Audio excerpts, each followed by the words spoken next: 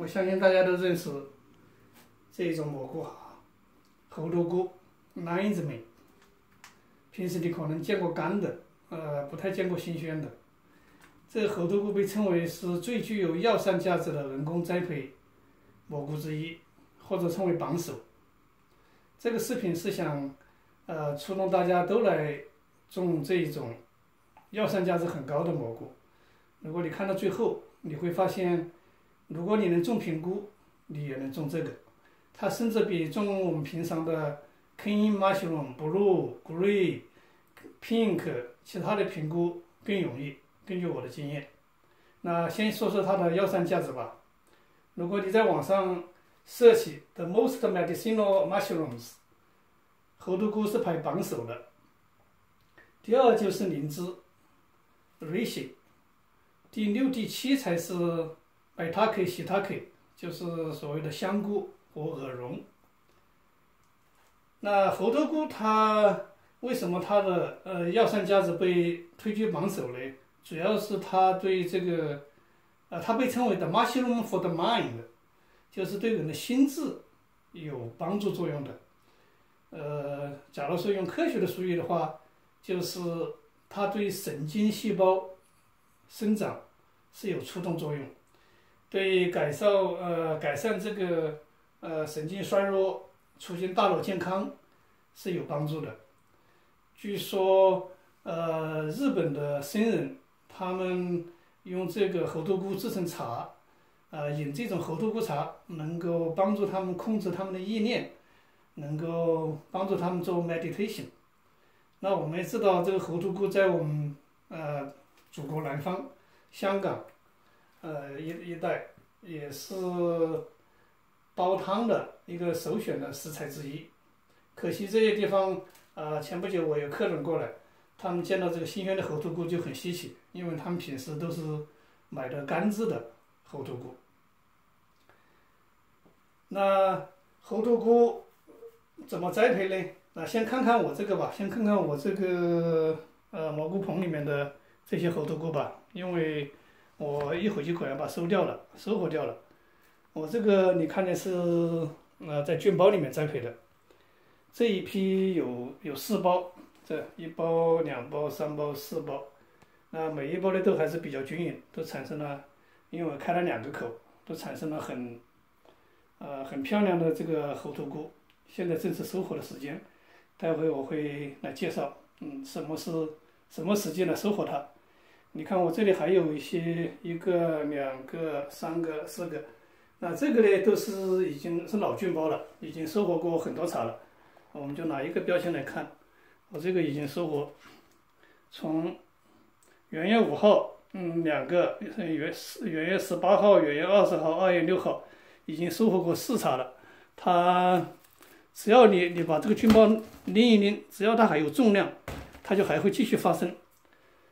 所以首先来说，它就是它的生产是很稳定的，它会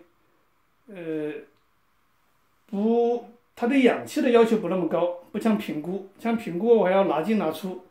它只是说这个猴头菇你就把它放在一定的湿度环境就好了。我今天是因为我要做视频，我这个室内的湿度是关掉了，因为它一产生在喷雾也会有噪音。我平时的湿度是控制在80%到85%，所以你只要保持这个湿度环境，它对氧气要求没那么高，不像平菇。所以它对生长环境还是要求很 tough 很easy going 的。另外它的培养料其实和平菇一样的，平菇我们也是用这种菌包栽培是吧？里面就是说大式的加上这个高粱壳，所以培养料也是一样，培养方法也是一样，但是它对环境的要求还更简单一点，因为它对氧气要求不那么高，你只是有一定的湿度，然后当然我这个房子，时不时会把窗子打开一下，门打开一下，还是有氧气进来。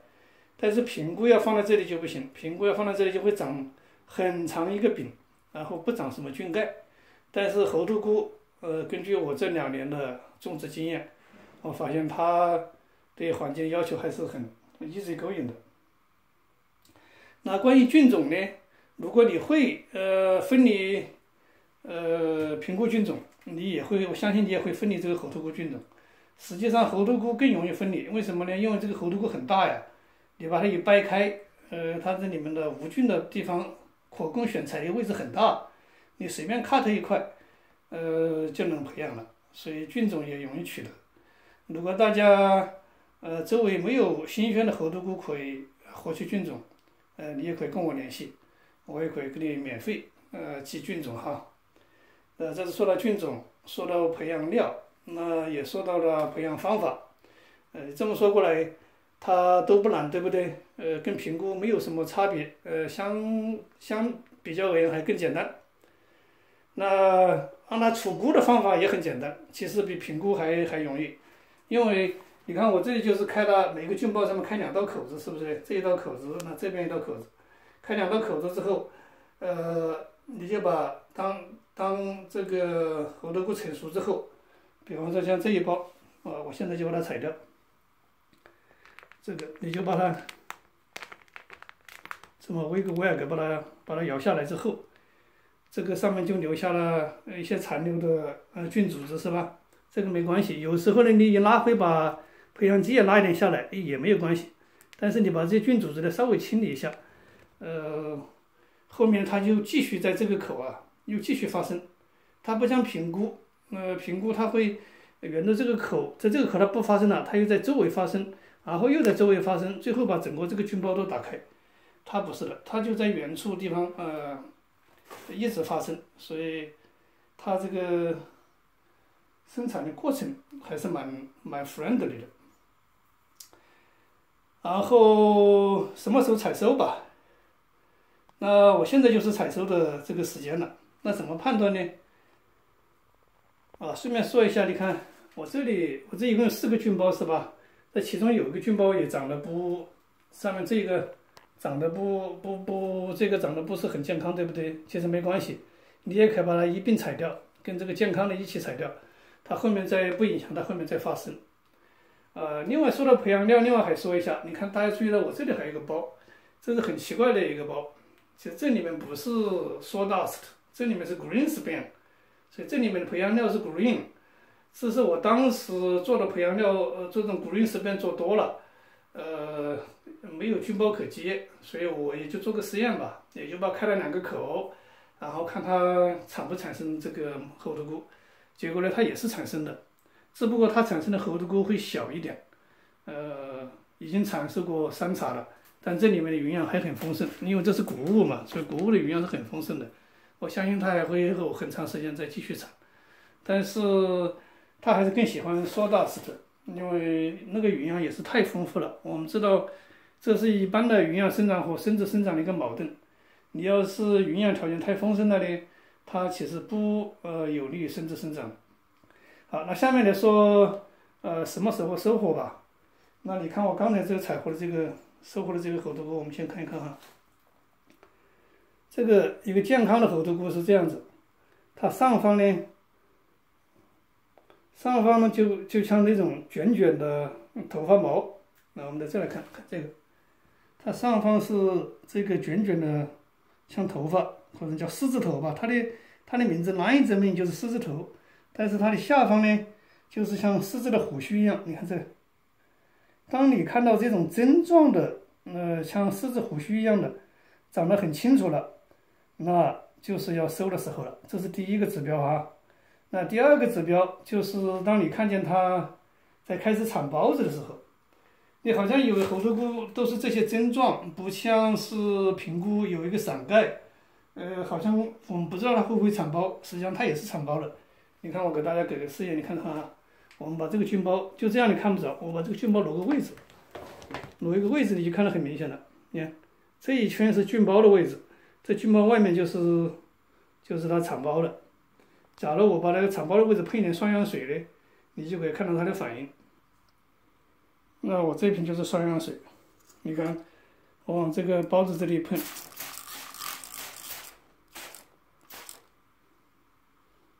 这个今天的反应还不剧烈，看到一点点吧，一点点这个氧化反应的这个痕迹。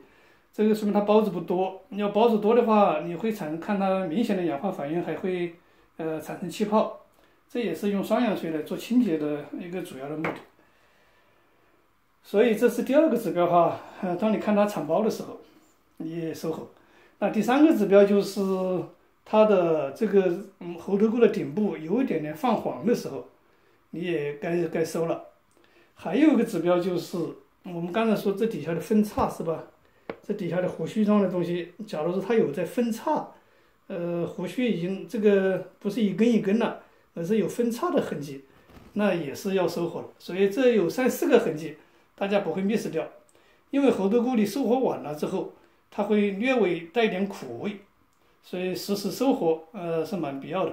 当然你也是希望它尽量长得丰满漂亮再收获。那像今天这几个都是很漂亮的。那上面是典型的这个卷发状，下面呢是这个很漂亮的这种像瀑布一样的胡须状。顺便还说一下，刚才生长环境我说它要求很简单是吧？就是你给它提供一点湿度就好了。假如你没有像我这样的控制湿度的房间，你就把它用一个塑料罩子，给它提供要是透明的塑料罩子能够透光的，它还是需要点光线。你给它提供湿度就好，但是如果湿度不够，你会发现它猴头菇，一个是生长不良，第2个是长不大，而且它会泛黄。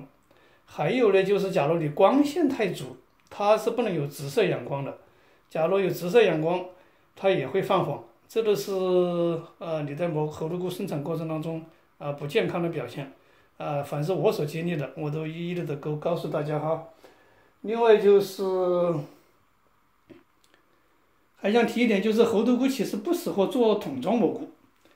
大家如果参看我以前的视频的话，我是有猴头菇桶装蘑菇的，而且当时那个视频也是探索性的，就是因为有人说猴头菇很可能可以做桶装蘑菇，但是没有试验过，所以应该说在我所查到的网上面，我是第一个用桶装蘑菇种猴头菇的，也有种成功了，所以大家可以参看我前面的视频。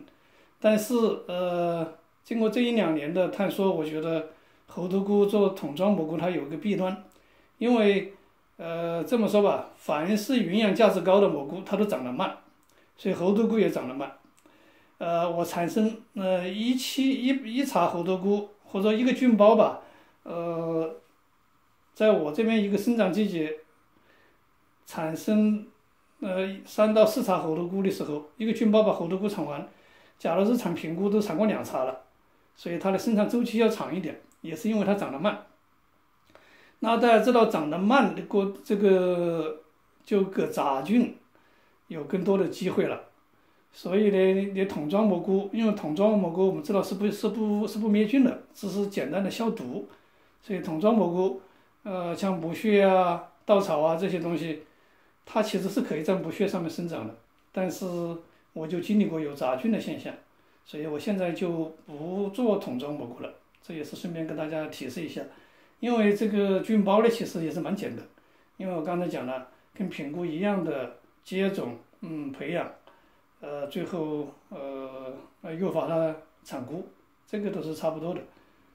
好了，今天就给大家介绍了一下这个猴头菇，所谓的世界上最具有药膳价值的这么一种人工栽培的蘑菇，高居榜首的。其实你也可以种，你只要会种品菇，你就也会种这个。希望大家都来享受这种种猴头菇的喜悦吧。如果有什么高见愿意交流的，有什么问题，欢迎大家一起来探讨。谢谢。好了，下面我也借这个时间，我们就把这个猴头菇今天都采收了算了，所以大家也看一看我们这个采收的全过程。像这一个就是把整个这个菌柄都能带下来，然后还带一点培养基下来，这个是一个正常的采收过程。完了之后你用剪刀把这个菌柄剪一剪就好了。顺便说一下，如果你想做干制的猴头菇，你最好是不要把它撕成那个了，撕成碎片了。你吃的时候你是可以把它撕成一条一条的，蛮漂亮。煨汤也好，炒肉也好，像这个也是这样哈。你要做干制的猴头菇的话，你就把它那个就好了，把它一个 cluster， 这整个的猴头菇，这个也是这样，把整个菌都拿下来了。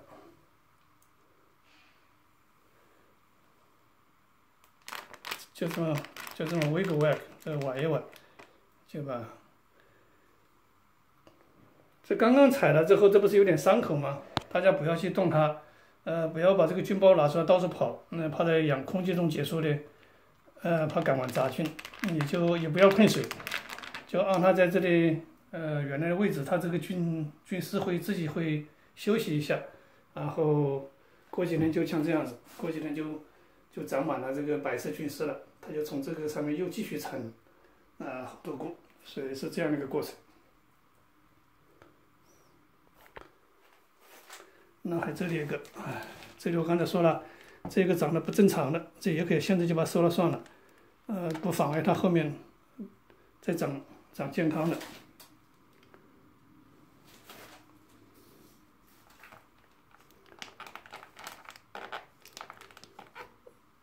这样一个菌包至少能收4叉吧，也是相当于2磅，2磅多重。